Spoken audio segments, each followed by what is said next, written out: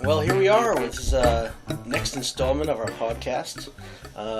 Eric and Dahlia here doing this month. Andrew wasn't able to make it this month, but we have a very special guest this month for our part two. Michelle Gallant. We are down here at Health Services, down at the, I guess I'll say the Smith Center, part of the Smith Center, as we just kind of briefly talked. And we're going to talk a little bit about dietary sustainability and things like that. And today we've got, Dahlia is going to lead this interview. Good morning, So, Dahlia. hi Michelle, good morning. How are you? Good morning. How was your morning? So Good. It's going to be a beautiful day today, Yeah. so very happy about that. Thank you for taking the time to meet with us and share your experience. We would like to know what do you do here? What's your job? And if you can tell us a little bit about yourself. I'm a registered dietitian and nutritionist, licensed nutritionist, and there are two of us here on staff, plus we have another nutritionist at athletics, and we meet individually with students and faculty and staff to provide individual counseling on a wide range of topics, anything from eating disorders to digestive concerns to just general healthy eating in the dining hall or weight management, all those types of things we help support people. So students can see us without a referral. They can actually book their appointments online. And staff, if they're UP members, the Harvard University Group Health Plan, they just need to get a referral from their physician and then they can set up an appointment with us as well. We also do some outreach in the community to students and staff. That's awesome.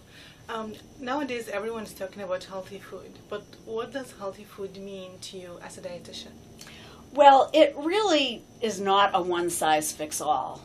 It's about being reliable about feeding yourself and having a positive attitude about food, enjoying eating and listening to your body signals. It really depends on your life stage, your activity level, your age, your medical history. So many things go into that. And I think healthy has been this term that we've thrown around, and it's not really defined like natural isn't defined on food labels. So if someone's concerned about their eating, I encourage them to come and meet with us because we can help provide practical advice. We're not the food police. We can help people begin to shape and change their eating habits. So last month we talked about how does the food choices affect the environment, but how does the food choices now affect our bodies? What should we look for? Well, I mean, it affects everything about your health, right? Your energy level, your long-term health, digestion, even fertility, your kidney function, your liver. And it's also not a moral issue, what we're eating. You know, I think it's important for us to think about having some balance in there. Sure, eating fruits and vegetables and whole grains and lean proteins. And noticing how we feel, like making eating a priority. I think sometimes at Harvard it can get put to the side. People are so busy they might miss meals, or they might just grab food on the go, and they're not really making strong choices for themselves. As you said, people are so busy and they may miss meals that's important for their health. What are healthy snacks that you recommend people should have on their desk so they can eat while they are working? Yes, I definitely talk about that with people quite a bit.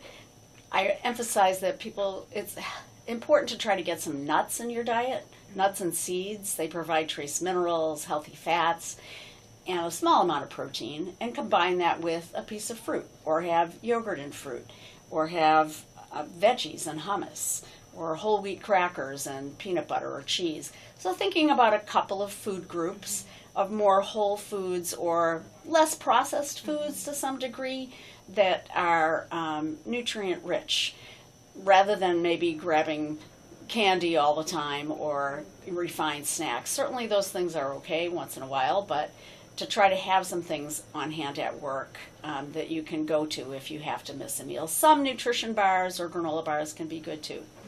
Can I ask you a quick question? Sure. That kind of has to do with that, because I like the idea of having nuts, but me personally, it's not a crazy allergy, but I have this nut allergy, and also an allergy to pit-bearing fruits. Yeah, that's and not it's like unusual. A weird little allergy that Yeah. gets me feeling funny. Yeah. Have to be Well, then careful you with could that. eat seeds. Seeds. Pumpkin seeds are very high in magnesium. Sunflower seeds are also really a strong choice, so you can go for some of those. Thank you. Yeah.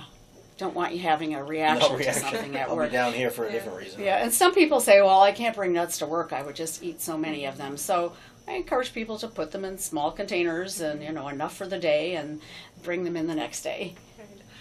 Does Harvard offers any programs for, like free programs for employees? Well, people who are members of the Harvard University Group Health Plan can get a discount at all the programs at the Center for Wellness.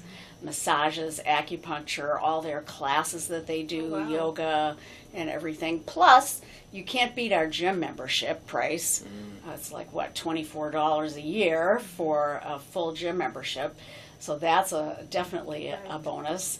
And also, if you pay for classes at the gym or go to, like yoga studio classes, Blue Cross Blue Shield will reimburse I believe it's up to about $150 of that price annually. So they do try to do a lot to help support staff.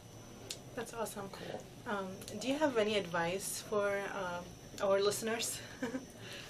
Well, you asked earlier about clean eating, and I wanted to touch on that because it's something that gets tossed around quite a bit.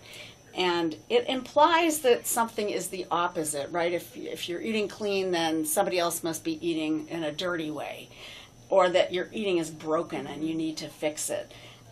It's not something we need to fix. And that clean eating, I've seen with students that it can become a preoccupation and perfectionism and lead to actually an obsession with that healthy eating, known as orthorexia. And that is not about seeking nutritious foods, it's about avoiding food. And we try to encourage people to focus on what to add to their diet rather than what they need to cut out. Cool. Well, thank you so much, Michelle, for joining us. I'm sure it's busy here, and I know you get a busy schedule, so it's very helpful for us, and I think all our listeners will be happy. I will encourage them to make an appointment with you to come down and visit. And come down and visit Radcliffe whenever you'd like. Yes, I want to get to the library and see some of the library. exhibits there. It's great. All right. Well, Thank you so much for coming. Thank you. Thank you. We'll see you next month, everybody. Have a good day. Big day. Bye. Big day. Thanks for having me. Oh. Big day. Big day. Thanks for having me.